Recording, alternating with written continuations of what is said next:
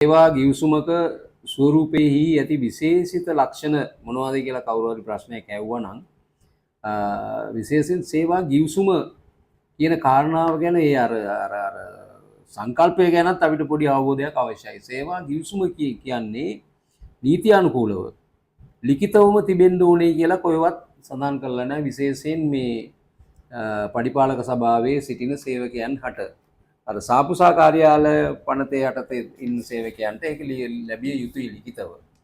ලිඛිතව තිබුණා තමයි සටහන් කරන්න පුළුවන්. නමුත් වාචික සේවා ගිවිසුමුක් තිබෙනවා.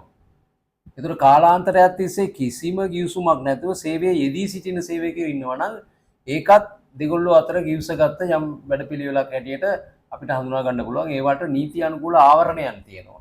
එක දිගටම සේවය කරලා තියෙනවා නම් සේවකයෙක් මෙයා මගේ සේවකයෙක් නෙවෙයි කියලා පාලකයාට කියන්න බෑ. ගිවිසුමක් නැත්නම් කොලයක් අත්සන් කරලා නැත්නම් අනිත් පැත්තෙන් ඕනෑම සේවකයෙකුට අද ලංකාවේ තියෙන සේවක අධ්‍යසාධක අරමුදල්, සේවක භාරකාර අරමුදල් පනත යටතේ ඒවා ගෙවිය යුතුයි. එතකොට ඒ ගැන සටහන් තබා ගන්න ඕනේ සේවයා විසින්. ඒක නීත්‍යානුකූල අවශ්‍යතාවයක්. ඒ නිසා ලේසියෙන් ගැලවිලා යන්න බෑ මෙයා සේවකෙක් නෙවෙයි කියලා කියන්න. මොකද ලිපියේ මගින් ඒක දීලා නැති නිසා. නමුත් විශේෂයෙන් අපි මේකේ බලන්න ඕනේ සේවා ගිවිසුමක ස්වරූපයක් තියෙනවනේ විශේෂ ලක්ෂණ එකක් තමයි වැඩ කරන පැය ගණන්.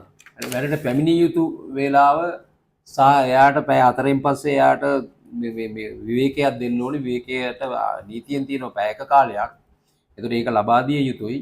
ඒතකොට දවසේ පැය 8කට වැඩිය වැඩ ගන්න බෑ. ඒක තදින්ම සඳහන් කරලා තියෙනවා. ඒකට අමතරව වැඩ කරනවා නම් අතිකාල ගෙවන්න ඕනේ. එතකොට නිවාඩු දිනයන් කොහොමද තියෙන්නේ? සතියන්තේ නිවාඩු කොහොමද තියෙන්නේ? එතකොට ඒගොල්ලන්ට ඇත්ත වශයෙන්ම අනිත් නිවාඩු තියෙනවා. සාම්ප්‍රදායික ලැබෙන නිවාඩු තියෙනවා. රජයේ නිවාඩු කියලා කියනවා. සාමාන්‍යයෙන් කතා කරන එක ව්‍යවස්ථාපිත නිවාඩු. එතකොට උත්සව දිනයන් තියෙන්න පුළුවන්. ඒවා කොහොම සඳහන් විය යුතුයි ඒ යම් කිසි පත්විලිපියක් ලබා දෙනවා නම්.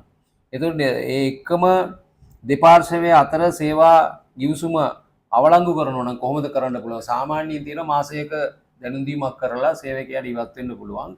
නමුත් මාසයක් දැනුම් දීමක් නොමැතිව ඉටිහැටිය අස්සල යනවනම් මාසෙක වැටුප ගෙවන්න ඕනේ පාලකයාට. පාලකයාටත් බෑ මාසෙක නෝටිස් එකක් නොදී අස් කරන්න සේවකයාව. ඒ සේවා කොන්දේසි තිබෙනවා නම් එයාගේ ලිපියේ දාලා තිබෙනවා නම් ඒ කියන්නේ පත්තින් ලිපියේ. නමුත් ඒකේ අදහස් කරන්නේ අවුරුදු 5ක් 6ක් වැඩ කරපු සේවකයාව අස් කරන්න පුළුවන් මාසයක නෝටිස් දීලා. නමුත් වෙනත් නීති තියෙනවා. ඒ වාගේ දීර්ඝකාලීන සේවයේ යෙදී සිටින විශේෂයෙන් දින 180කට වැඩි කාලයක් සේවයේ ඉන්නවනම් එයාව අස් කරන්න. මේක වෙනම නීතියක් ගැන අපි පසුව ඒ ගැන සාකච්ඡා කරන්න පුළුවන්. නමුත් මෙතෙන්දී නිවාඩු ගැනීම අනිත් එක එයාට යම්කිසි තනතුරක් දීලා තියෙනවා නම් ඒක පැහැදිලිව සඳහන් කරන්න ඕනේ. මොකද්ද එයාගේ තනතුර සහ ඒ තනතුරට හිමි අයිතිවාසිකම් කුමක්ද කියන එක ගැන. නිවාඩු ගන්නවා නම් කොහොමද ගන්න ඕනේ කියන එක ගැන කොන්දේසි ඒකේ තියෙන්න පුළුවන්. නමුත් සාමාන්‍යයෙන් නීතියට අනුකූල කොන්දේසි ඇතුල් කළ යුතුයි. ඒ ලිපියක් දෙනවා නම්.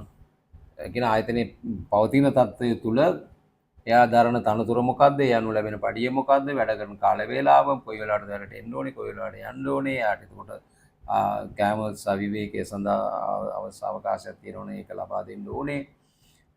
එතකොට අස් වෙනවා නම් කොහොමද අස් වෙන්නේ කියන එක ගැන දැන් අස් කිරීම සහ අස් වීම පිළිබඳ කොන්දේසියකට ඇතුල් කරන්න පුළුවන්. ඒ වගේ මූලික කරුණු තමයි ඇතුල් කරන්නේ. නමුත් දැන් පවතින තත්ත්වය අනුව ගොඩාක් මේ කොන්දේසි දාලා තියෙනවා. ඒ කියන්නේ බල කිරීම මත උදාහරණයක් ඇටියට අතිකාල කිරීම. අතිකාල ආයතනයට අවශ්‍ය නම් සේවකයාගේ කැමැත්ත තියෙනවනේ අතිකාල කරන්න.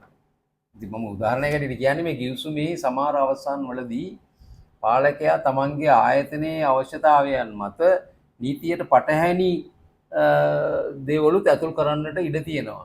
නමුත් මෙතන තියෙන ලොකුම ගැටලුව තමයි බොහෝ අවස්ථානවලදී පත්වීම් ලිපි සකස් කරන්නේ පාලක පක්ෂය විසින්. ඒගොල්ලන්ගේ කොන්දේසි දාලා හදනවා. සේවකයා රැකියා විරහිත තත්ත්වයේ සිට රැකියාවක් ලබා ගන්න තත්ත්වයට එන අවස්ථාවේදී එයාට තත්ත්වයක් නැහැ කේවල් කරන්න පාලකයාත් එක්ක. මට නිවාඩු මෙච්චර ඕනේ, මෙච්චර පඩි ඕනේ කියලා කේවල් කරන්න බෑ. සමහර මේ තනතුරු වලට එහෙම පුළුවන්. විශේෂයෙන් විධායක තනතුරු ඒ වගේ ලොකු තනතුරු වල එහෙම කේවල් කිරීමක් කරන්න පුළුවන්. නමුත් බහුතරයක් සාමාන්‍ය මට්ටමින් වැඩ කරන ආයතනයන් වල නැත්නම් කම්කරු ශ්‍රේණියේ නැත්නම් කාර්යාල සේවක තත්ත්වය නම් කේවල් කරන්න බැරි නිසා ගිවිසුම ඒගොල්ලෝ අත්සන් කරනවා. ඒ නිසා තමයි ගිවිසුමට වඩා බලගතු නීති ලංකාවේ තියෙනවා. ගිවිසුමේ මොනවා ලියුවත් ඒ නීතියට යටත්ව තමයි ඒව තියෙන්න පුළුවන්. ඒ නීතියට පටහැනිව ගිවිසුම් ගැව්වා නම් ඒක බලංගු නැත කියන තත්ත්වයක් තියෙනවා. ඒ වගේ ආරක්ෂාවක් තියෙනවා වැඩ කරන මිනිස්සුන්ට මේ රටේ.